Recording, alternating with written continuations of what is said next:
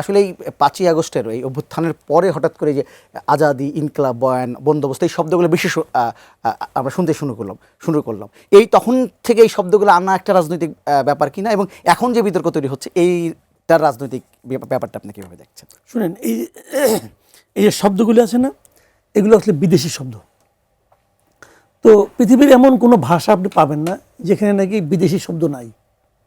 মানে ওই দেশের জন্য যেগুলি বিদেশি সেগুলো, এরকম শব্দ ছাড়া কোনো ভাষা পাবেন না। এবং ভাষার মধ্যে যখন বিদেশি শব্দ ঢুকে তখন বুঝতে হবে ওই ভাষাটা গতিশীল ভাষা। আমাদের বাংলা ভাষাও প্রায় 8% মতো আছে বিদেশি ভাষা, 8% মতো। 25% আছে তৎসম শব্দ। তৎসম শব্দ কোনটা? সংস্কৃত, যেটা সংস্কৃত থেকে আমার ভাষা তো না, বাট ওটা আমার ভাষার মধ্যে ঢুকে গেছে। আবার তদ্ভব শব্দ আছে 60%। তদ্ভব মানে কি? এগুলো সংস্কৃত থেকে অপভ্রংশ হয়ে বাংলায় ঢুকছে। একদম খাঁটি, মানে আপনার কি বলবো, এটা আদি দেশি ভাষা যেটা, এটা আছে মাত্র 2%। মানে একদম গ্রামের ভাষা 2% আছে আমাদের টোটাল ভাষার মধ্যে। কারণ ভাষার মধ্যে বিদেশি শব্দ ঢোকাটা এটা কোনো অন্যায় না। বিষয়টা হলো কি, এই ঢোকাটা কি মানে আপনি ঢুকছে, সময়ের বিবর্তনে ঢুকছে, নাকি আপনি জোর করে ঢুকাচ্ছেন? এই জায়গাটা হলো আপত্তিটা। আবার জোর করে ঢুকালেই যে যেটা থাকতে পারবে তাও কিন্তু না। যদি মানুষ সেটাকে গ্রহণ না করে থাকবে না।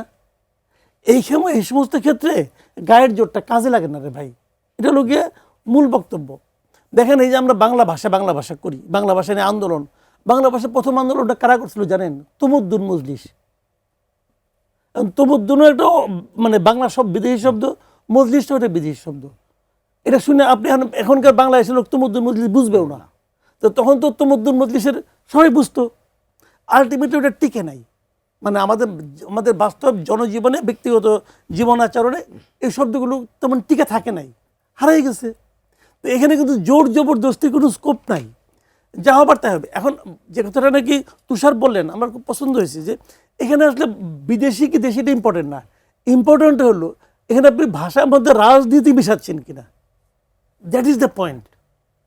বিদেশি শব্দ ইনকিলাব নিয়ে আপত্তি।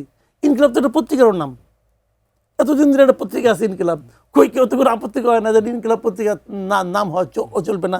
আচ্ছা, ইনকিলাব নিয়ে আপনি আপত্তি করবেন, ইত্তেফাক নিয়ে আপত্তি করেন না কেন? ইত্তেফাক তো বিদেশি শব্দ, ইত্তেফাক কি বাংলা শব্দ না? তো ওটা নিয়ে আপত্তি কেন? আপত্তিটা হলো যখন এটাকে রাজনীতিকরণ করা হচ্ছে।